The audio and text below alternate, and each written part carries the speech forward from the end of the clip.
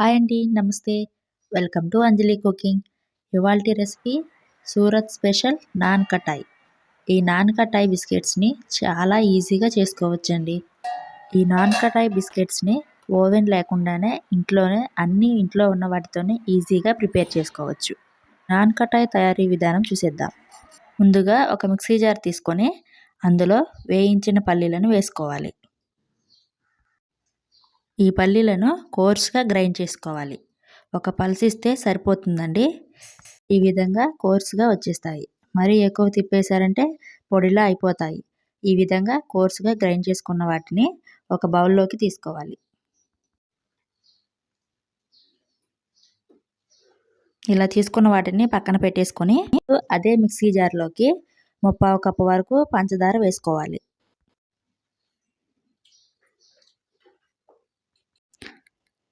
ఇందులోనే మంచి ఫ్లేవర్ కోసం వెనిల్లా ఎసెన్స్‌ని వేసుకోవాలి. మీ దగ్గర వెనిల్లా ఎసెన్స్ లేకపోతే యాలకులైనా వేసుకోవచ్చు. ఈ పంచదారని మెత్తని పౌడర్‌లా గ్రైండ్ చేసుకోవాలి. చూడండి, ఈ విధంగా గ్రైండ్ చేసుకోవాలి. దీన్ని పక్కన ఉంచండి. ఇప్పుడు ఒక మిక్సింగ్ బౌల్ తీసుకొని అందులో 1 కప్పు నెయ్యిని వేసుకోండి. మీరు ఈ నెయ్యికి బదులుగా కావాలంటే బటర్‌ని కూడా వేసుకోవచ్చు.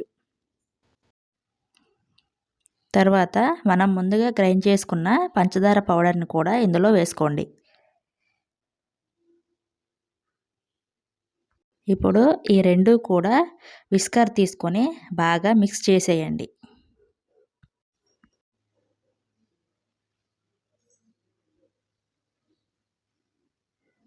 ఇలా బాగా మిక్స్ చేశాక ఈ విధంగా క్రీమీలా వచ్చేస్తుందన్నమాట.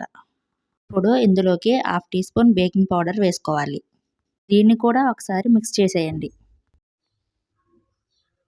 తర్వాత ముందుగా కోర్స్‌గా గ్రైండ్ చేసిన పల్లీలను కూడా వేసుకోవాలి.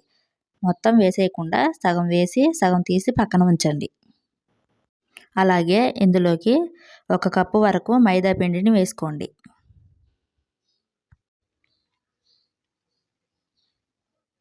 మీరు మైదా ఎంత తీసుకుంటారో అందులో సగం శనగపిండి కూడా తీసుకోండి.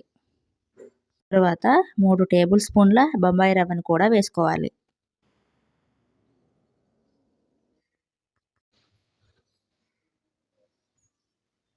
ఇప్పుడు దీన్ని గట్టిగా చపాతీ పిండిలా కలుపుకోండి. ఇందులో నెయ్యి వేసాం కదండి, అంత త్వరగా ముద్ద అవ్వదండి. మీరు అవసరం అనుకుంటే 2 లేదా 3 టీ స్పూన్ల పాలను కూడా యాడ్ చేసుకోవచ్చు. నేనైతే ఇక్కడ 3 టేబుల్ స్పూన్ల పాలను కూడా యాడ్ చేస్తున్నానండి.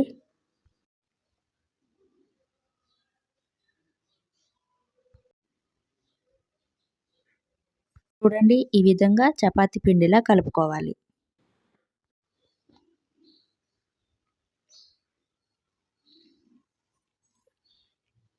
ఇలా కలుపుకున్న పిండిలో నుండి ఒక పెద్ద నిమ్మకాయ సైజ్ అంత ఉండలుగా తీసుకోండి. ఇలా తీసుకున్న పిండిని క్రాక్స్ లేకుండా రోల్ చేసుకోండి.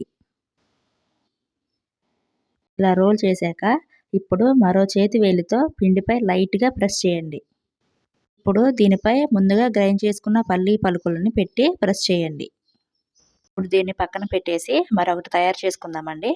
సేమ్ ప్రాసెస్‌తోనే మిగిలిన పిండంతా కూడా ఈ విధంగానే అన్నీ చేసుకోవాలి.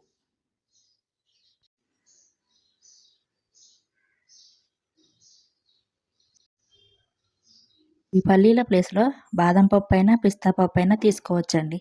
ఈ విధంగా తయారు చేసుకున్నవన్నీ కూడా ఒక ప్లేట్‌లోకి తీసుకొని పక్కన ఉంచేయండి.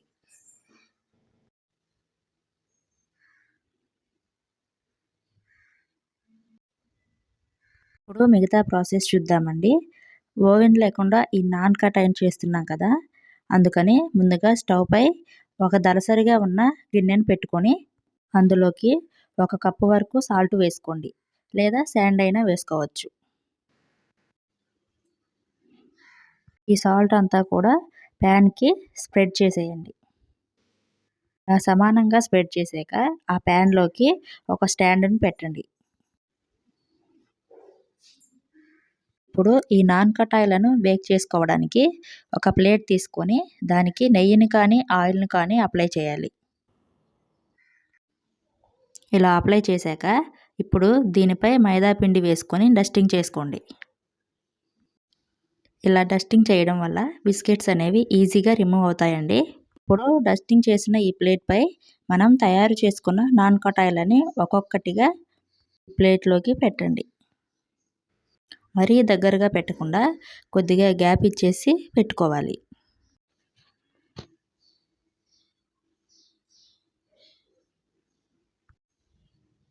ఈ విధంగా పెట్టారంటే చక్కగా బేక్ అవుతాయండి.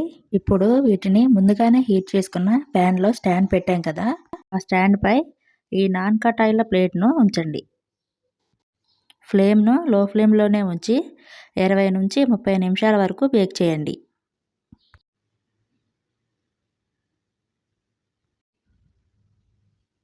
ముప్పై నిమిషాల పాటు బేక్ అయిన తర్వాత మూత తీసి చూస్తే ఈ విధంగా చక్కగా బేక్ అయ్యాయండి. బేక్ అయిన నాన్ కటాయిలను ఆ ప్యాన్ నుంచి సపరేట్ చేసి చల్లార్చుకోవాలి. ఇప్పుడు మిగిలిన వాటిని కూడా ఈ ప్లేట్పై ఉంచి సేమ్ 20 నుంచి 30 నిమిషాల వరకు లో ఫ్లేమ్లోనే బేక్ చేసుకోవాలి.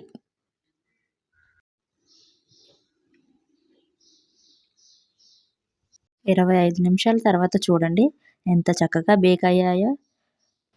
నేను చూపించిన కొలతలతో చేయండి, చక్కగా వస్తాయి. అంతే అండి, Surat special nankhatai biscuits ready. ఈ నాన్ కటాయిలను వంట రాని వాళ్ళు కూడా ఈజీగా చేసేయచ్చు. ఇవి పూర్తిగా చల్లారిన తర్వాత ఎయిర్టైట్ కంటైనర్లో స్టోర్ చేసుకోండి. ఇవి 15 రోజుల పాటు ఫ్రెష్గా ఉంటాయండి. ఇవి చాలా అంటే చాలా టేస్టీగా ఉంటాయండి. ఈవినింగ్ టైంలో పిల్లలు స్కూల్ నుంచి రాగానే పిల్లలకు చేసి పెట్టండి, చాలా ఇష్టంగా తింటారండి. చూశారు కదా, ఈ నాన్ కటాయిలను ఓవెన్ లేకుండా ఇంట్లోనే ఈజీగా ఎలా ప్రిపేర్ చేసుకోవాలో. ఈ రెసిపీని మీరు కూడా తప్పకుండా ట్రై చేసి ఎలా వచ్చాయో మాకు కామెంట్ సెక్షన్లో తెలియజేయండి. మీకు ఈ రెసిపీ కనుక నచ్చినట్లయితే మా ఛానల్ను లైక్ చేయండి, షేర్ చేయండి, సబ్స్క్రైబ్ చేయండి. ఈ వీడియోను మీ ఫ్రెండ్స్ అండ్ ఫ్యామిలీ, మీ రిలేటివ్స్కి షేర్ చేయండి. Thank you for watching.